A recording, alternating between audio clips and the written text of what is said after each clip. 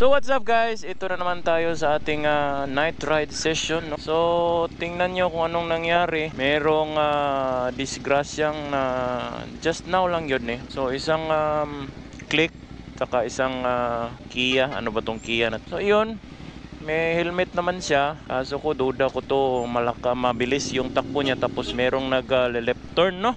Patungo dyan sa loob. So yun, ride safe tayo sa lahat, no? At nadali rin, naging boss Ironman kasi baka na na-inspired na masyado sa boss Ironman, no? Kakagaling ko lang doon sa store, no? At continuation to sa video ko kanina na kuna natin na may disgrasyang na natamo doon sa may uptown. So guys, napaka lively ng motor scene dito sa atin sa Mindanao, no? Dahil naman sa alam niyo naman, 'di ba? This day lang po natapos ang ating BIMC or Boss Ironman Motorcycle Challenge. So, yan guys.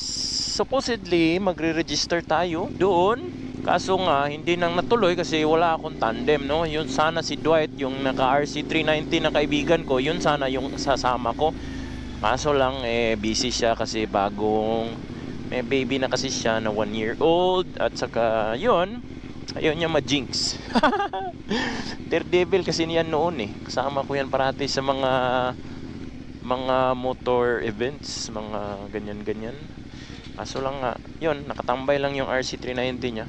So, sige na lang, wag natin pilitin. At saka hindi ko rin pipilitin ng sarili ko na mag-isa na mag-join doon sa may BIMC, no? Kasi hindi naman biro talaga yan eh.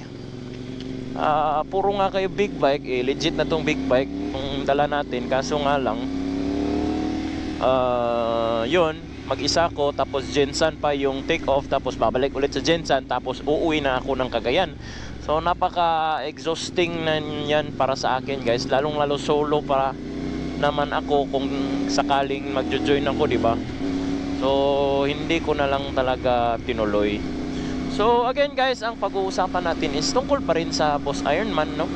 So maraming video na nagsi-circulate, no, na yun nga na disqualified nga yung pambato ng Visayas, si Mr. SMB. Kasi si Mr. SMB po, hindi po yan hindi po yan dayo dito sa Mindanao, kasi yan na tao po ay parati yan dito nagra-ride kahit taga Visayas yan. I think taga Cebu ata siya kung hindi ako nagkakamali, no? So yun guys, merong nagsi-circulate na issue na may bet game talagang nangyayari doon na kung sino po ang ating magtatap. So yun, may video rin na nag-circulate na nakatanggap na ng 5 million. Hindi yung buong amount kasi nga na-disqualified sila dahil sa speed limit, no? Kasi yung mga motor nila guys ay pinalagyan ng BIMC ng mga GPS tracker, no? So monitored talaga yung kanilang lahat ng galaw, kung saan sila pupunta, ganyan. At lalong-lalo na yung speed nila guys. So yung speed nila, hindi naman sa lahat, hindi na lahat yung speed limit na 100 sa buong endurance, no? Kaso lang guys, pag ikaw ay pumunta sa isang city or municipality na merong speed limit, ginather na po yan ng organizer ang data na yan. Tsaka dapat nyo rin talagang sundin ang speed limit sa lugar na yon. So yun yung nangyari guys. So yung speed limit ng isang lugar hindi nila na-comply kasi grabe naman talaga. Ducati talaga yan, Multistrada B4S, no? Ang tinatakbo nila yan is around above 250 kilometers per hour, no? So napakalakas talaga ng capability ng mga motor na yan. So talagang matitintal ka talagang ibigan yan. Kung ako naman yung kung ako naman yun, is wala, disqualified na rin ako kasi hindi ko talaga mapigilan pag ganyang kalakas na motor yung gamit ko, di ba? Kahit adventure bike hindi ko type, pero yan is around 1199cc yan before. So isang pigamo lang talaga yan guys, at top speed na talaga ng motor ko ang kanilang half throttle, no? Easy talaga yung 200 sa kanila. Hindi kagaya ng sa akin na yung top speed is 200 lang, no? So hindi ko naman talaga pinapangarap na lalagpas ng ganyan, no? Okay na ako basta hindi ako masibak ng mga kamuti. So yun lang. So again guys, yun ang pangalawa guys, yung nakakatawa pero nakakalungkot na insidente yung nangyari is balita nyo di ba, may nasagasaan siya, tapos ginawang katawa-tawa yung tao. Yun pala guys, I doubt talaga na may diferensya talaga yung tao na yun, kasi bigla lang tumawid.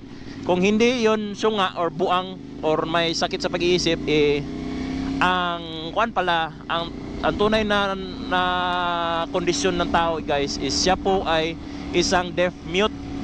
So amang guys, in Bisaya pa amang. And yung mga amang guys o yung mute is mute lang sila dahil hindi sila nakakarinig. So deaf talaga ang unang kondisyon nila, kaya hindi sila rin makakapagsalita kasi wala rin silang maririnig, hindi nila alam kung paano magsalita. So yun guys, kahit di ba ganong busina nung tao, nung rider, gabi pip pip pip, hindi tumuloy pa rin na tumawid yung tao, di ba? So yung rider naman, tangina naman, grabe. Pwede naman dala lang swerve mo na lang yung ganun. Alam mo naman, hindi naman ganong mabilis yung takbo niya eh. Pwede naman talagang i-swerve niya lang yun. Sus, Ginoo ko. Ano ba yun? Grabe naman ang So hindi natin ma-blame yung both parties anyway, kasi yun nga, may kapansanan yung isa. Yung isa hindi naman marunong mag ninja moves dyan na utang ina. Pahiga-higa pa ako, wala pala akong pants, naka-shorts lang ako ngayon.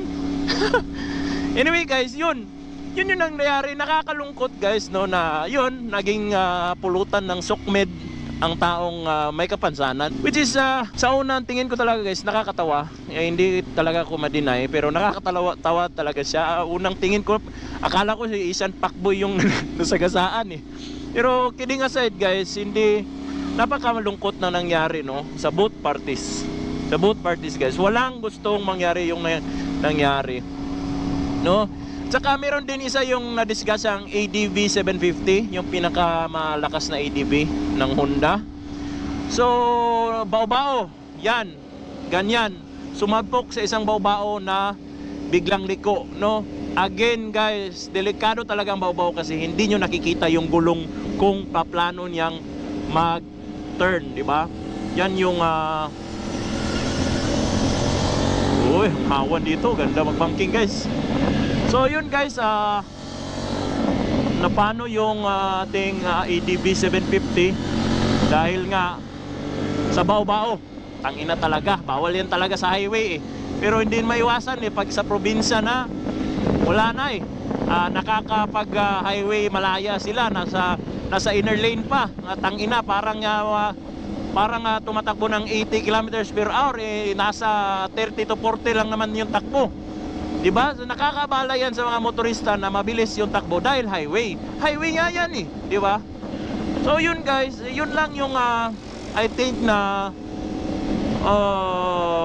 issue or yung topic natin for today's video, dahil yun, nakakaaliw talaga ang BIMC Mindanao leg, no? Napakaganda guys. Next time sasali na talaga ako pag meron pang next time na gaganapin dito sa Mindanao, okay?